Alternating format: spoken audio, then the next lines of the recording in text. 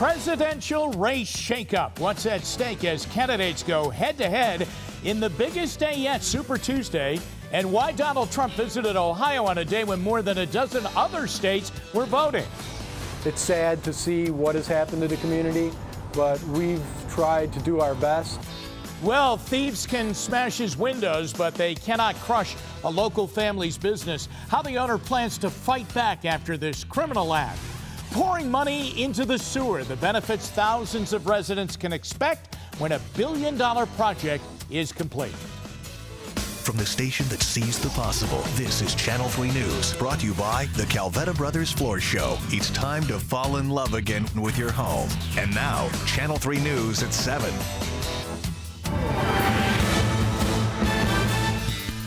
Good evening, and we begin tonight with breaking news. Police are investigating the shooting of a 16-year-old boy. Now, it happened at West 73rd Street and Lorraine Avenue within the last hour. Police are on the scene. They're gathering details, and we'll keep you updated when we learn more throughout our show and certainly over on WKYC.com. Now, to our other big story, the weather. We have dropping temperatures, rain coming down right now. That's going to turn to snow, and Betsy shows us a timeline of what we can expect tonight. Hi, Betsy. Hi there, Jimmy. Yeah, things have definitely been a little soggy, but not too bad as far as the temperatures go through the day today. Tonight, cold air comes rushing in. That will change this rain over to snow. And you can see we are still dealing with predominantly rain in the area, some pockets of heavy rain, but we're also starting to see things breaking up. Out towards Sandusky, however, we're beginning to see some of the snow showers sneaking in. Now, the biggest temperature contrast is between Dover at 52 and Ashtabula, which is sitting at 33, just right around the Conneaut area. We may have a little bit of freezing rain that's happening there, but otherwise we're just waiting on the cold air to come in and change this rain over to snow. And as we go through the evening, that will be taking place. By about 9 p.m. you can see that transition from rain to snow coming through the I-71 corridor. That will continue working east with some lake effect developing after the midnight hour. And as far as the accumulations go, we're only talking about an inch or two of slushy accumulation, maybe up to 3 inches in the snowbelt areas as the snow showers are expected to continue east. It will be windy. Tuscarawas and Carroll counties under a wind advisory tonight, but it will also drive the wind chills for all of us into the low teens. And believe it or not, Jimmy, another round of snow in the forecast for Thursday. Details still to come. All right. Thanks very much, Betsy. It is the biggest day yet in the run for the White House. It's Super Tuesday, and it is shaping up as a winning day and night for frontrunners on each side. Donald Trump for the Republicans, Hillary Clinton on the Democratic side. Senior political correspondent Tom Barrett joins me with some new poll numbers and what's at stake tonight. Hi, Tom. Well, hey, Jim, with a big build-up for this for weeks, and finally now voters are going to get their say in 11 and 12 states. So far, candidates have been able to concentrate on 1 or 2 states at a time. Now Republicans and Democrats voting in 12 states total, scattered all over the country. Donald Trump and Hillary Clinton expected to dominate and take a big step toward their party's nominations. The biggest prize today, Texas. In his Texas backyard, Senator Ted Cruz cast his ballot, battling Donald Trump. Any candidate who cannot win his home state has real problems. I voted for Ted Cruz primarily because I don't want Donald Trump to get those electoral votes in Texas. Need to stop his momentum. Trump in Columbus with Chris Christie, counting on sweeping 10, maybe all 11 states up for grabs. I deal with Rubio. I deal with Cruz. These guys don't know anything. House Speaker Paul Ryan rebuking Trump for not condemning the Ku Klux Klan. If a person wants to be the nominee of the Republican Party, there can be no evasion and no games.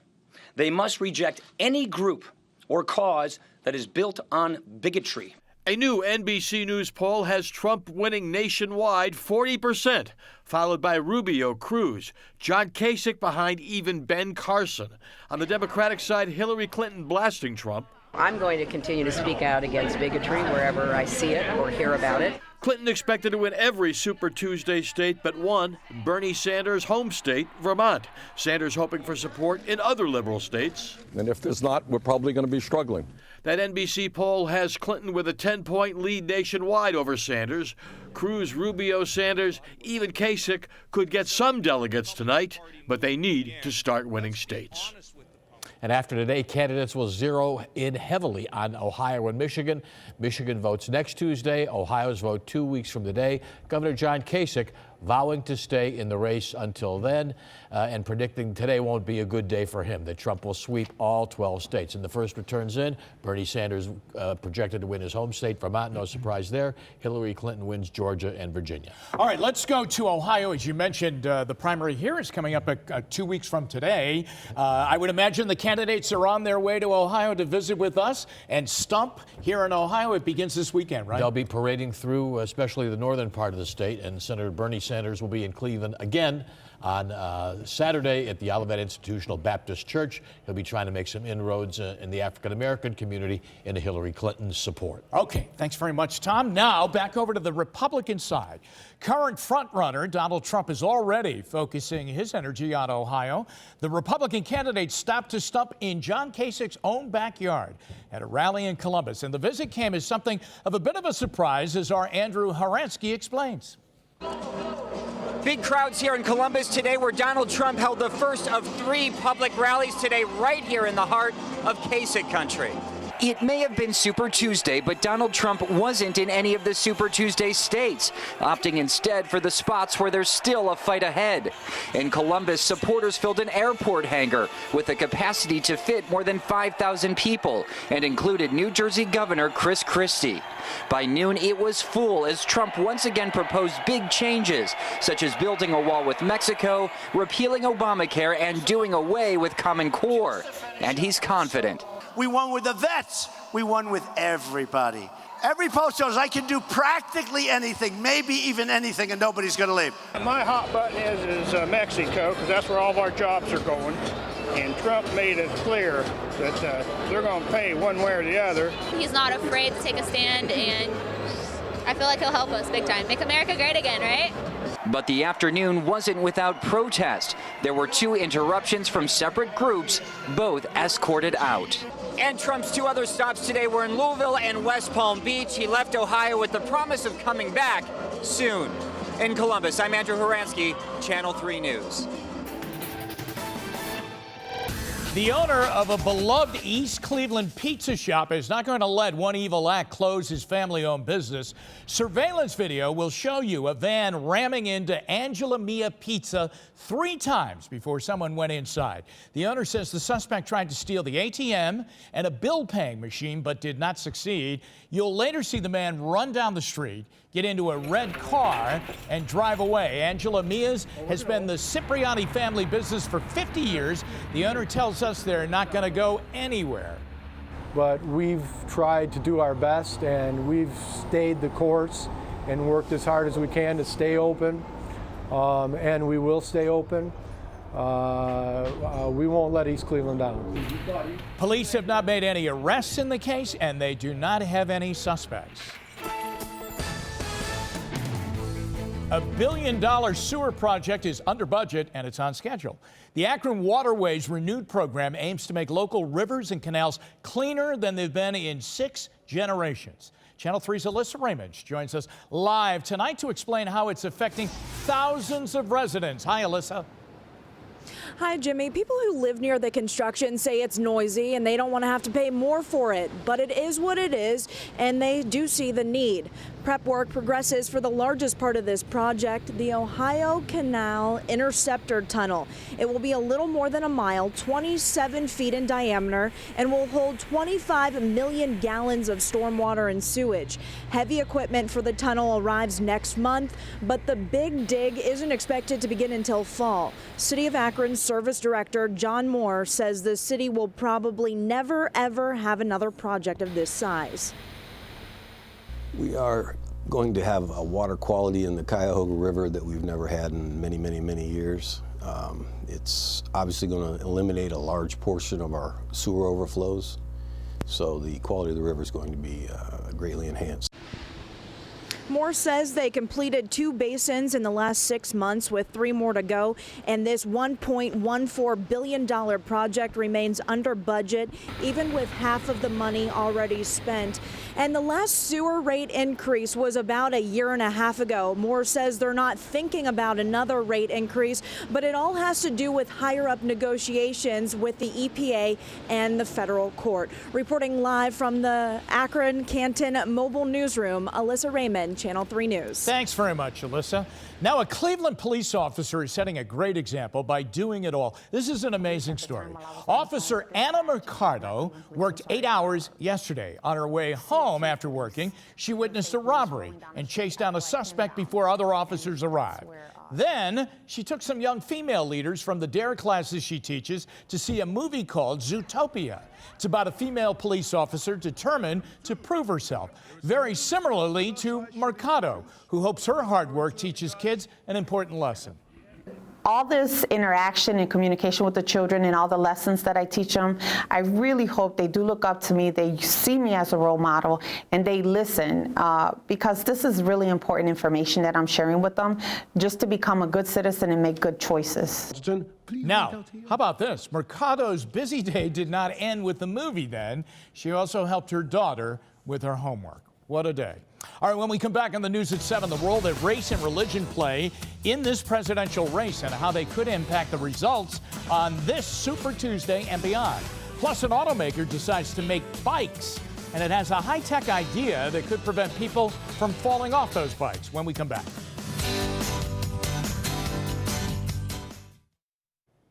Some of the big factors that could decide and help decide the presidential nominees are religion and race. You hear a lot about it. And a local professor knows all about how those could affect candidates on this Super Tuesday and beyond. Ryan Clausen, an associate professor of political science at Kent State University, wrote a book with a tremendous title, Godless Democrats and Pious Republicans. And he joins us tonight to talk about what he learned from his research. Thanks for being here, and a very perfect night to talk about this.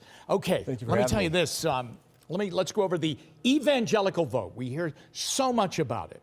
Where is it going, and how important is it for candidates to win that vote?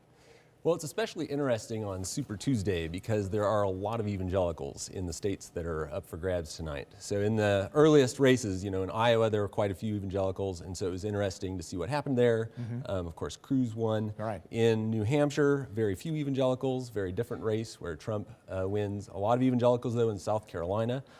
Trump apparently actually won not only won South Carolina, but also won the evangelical vote. Now, are you surprised at that? With the way he conducts himself on the stump and how he's really gone after people, are you surprised that the evangelical vote even breaks for him? Yeah, I mean, I think that it is a little bit surprising. My book sort of makes me out to be sort of the wet blanket of religion and politics. And so I think I'm going to do more of that tonight, where I make the case that evangelicals are behaving a lot like other Republicans. It's a difficult choice to make for people voting in the Republican primaries right now. And just like other Republicans, evangelicals looking to evangelical elites don't have sort of a clear endorsement. They don't have one candidate that carries the mantle of the evangelical establishment. Let's go over to this vote, the Hispanic vote. How important is that, and where does that seem to be breaking? Well, that will be really important in Texas tonight. Texas. So very important for Senator Cruz there, who wants to win his home state. Absolutely, absolutely. So it'll be really important in Texas because there's a large Hispanic population, about 30% of the state. And outside of Florida, Texas has the most Republican Hispanics. And so there will be a lot of Hispanics voting in the Republican primary.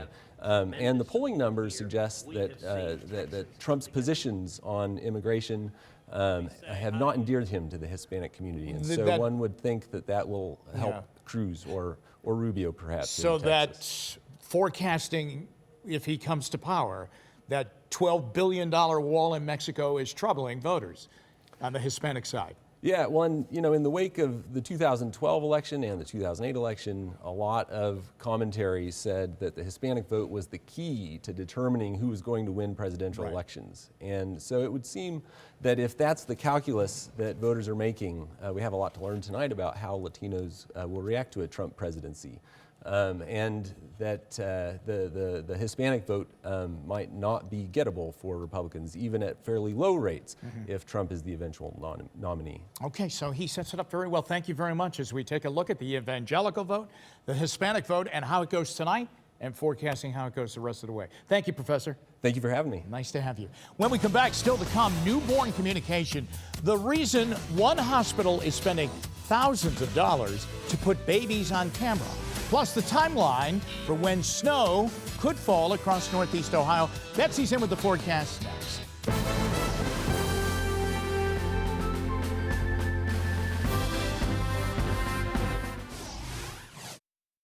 An automaker has plans that could revolutionize, hang on now, bicycles. Ford Motor Company now has a patent for an automatic kickstand. With this bike, riders would never have to put their feet down when the bike stops. It could also help in a situation where the cyclist's feet are stuck in place. There's no confirmed date for the launch of this high-tech bike, but Ford does plan to offer it, they say, at an affordable price. Technology is also coming in handy at an Indianapolis hospital. The NICU is now outfitted with nearly 200 cameras. They let families see how their newborns are doing 24 hours a day. It eases worries, and I could see that for families like the Kingsburys, who don't live very close to that hospital.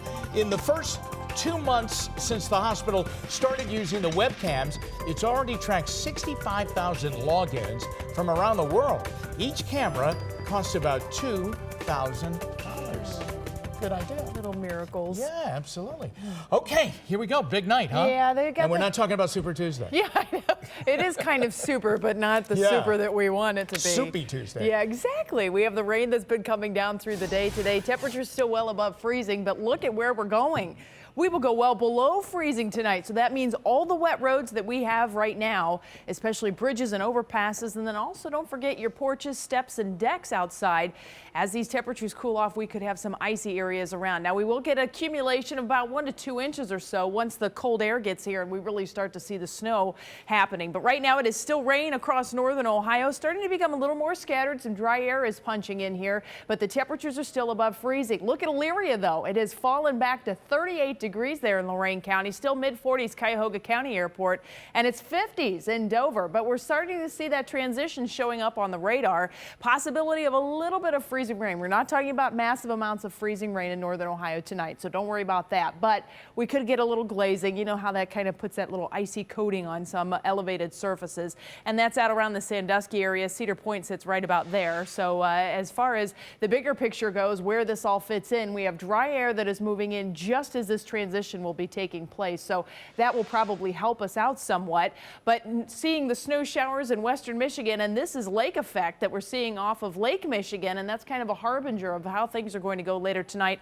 Also seeing some of that lake effect coming off of Lake Superior. But the dry air is really doing quite a number on the backside of this system. So we'll continue to see this transition to snow as we head through the evening. Look at midnight will be in the 20s, and by early morning, low 20s, even the possibility of some teens, with lake effect snow showers continuing across most of northern Ohio. Now, we are expecting these snow showers to taper off late morning, and once we get into the afternoon, we're probably going to actually even see some of the clouds clearing out. Temperatures will be stuck in the 20s, however. We might get a few 30s on the map, but for the most part, it does look like we will be in the 20s, and that will set us up for a chilly start to Thursday as well. I mentioned 1 to 2 inches of snow. Does not look like this is going to be a big deal for us, but it's a slushy accumulation that we'll be having, and don't forget the possibility of freezing on some of those wet elevated surfaces. We'll be staying in the 20s tomorrow, and your Window Nation's 7-day forecast does indeed give us a break late tomorrow, so we'll see a little bit of sunshine, but 1 to 4 additional inches of snow coming in on Thursday. That will work out on Friday. So basically Friday is kind of a repeat of tomorrow. Saturday, a little snow mix coming in once again. Then Sunday will clear things out, and that is significant because it's a pattern change. So we'll go from kind of this wintry pattern that we're in into spring and maybe 50s and 60s. Wow, I didn't know the Thursday thing, huh? 1 to 4. 1 to 4. All right, here we go. Now, after all of that, it's nice to take a look at this. Baseball's back. The Indians played today. We'll show the highlights against the Reds from Arizona next. Here's what's coming up tonight on NBC. Brought to you by CarMax, the way car buying should be.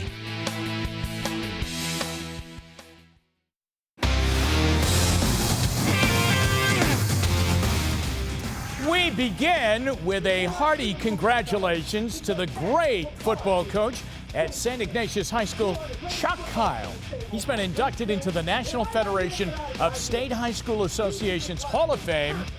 Chico has coached at Ignatius for 33 years, 321 wins, and 11 state championships. He'll be inducted on July 2nd, and that will happen in Reno, Nevada. Congratulations, Coach. Now to the Indians. They took on the Reds today in the Cactus League opener. Josh Tomlin is trying to win a spot in the Indians starting rotation, and I think the only one available is the number 5 spot. First inning, no score. Brandon Phillips with an RBI single into right field, and the Reds went ahead 1-0. Still ahead 1-0 in the second. Carlos Santana unloads to right field. A home run that ties the game up at 1-1. We go to the 7th. Cincinnati ahead 6-2. Eric Staymetz, a young player, getting a look today for the Indians, and a good look, a home run there to cut into that lead. Then it looked like the Indians were going to take the lead with the bases loaded, 6-5, 2 outs in the 8th, but Robbie Grossman is robbed by Scott Schebler out against the fence in left field, and the Reds end up beating the Indians in the Cactus League opener 6-5. They'll do it again tomorrow afternoon, 3:05, and you can see that game again over on Sports Time Ohio. All right, that's going to do it for us. Different time. This is 7:30. Yeah. It's got me all off. I'm tired. I need a nap. The Voice is next. After a nap, we'll be back at 11. Have a good night. Thanks for watching Channel 3 News. Take Channel 3 News and weather with you wherever you go. Text WKYC to 25543 now to download our free apps.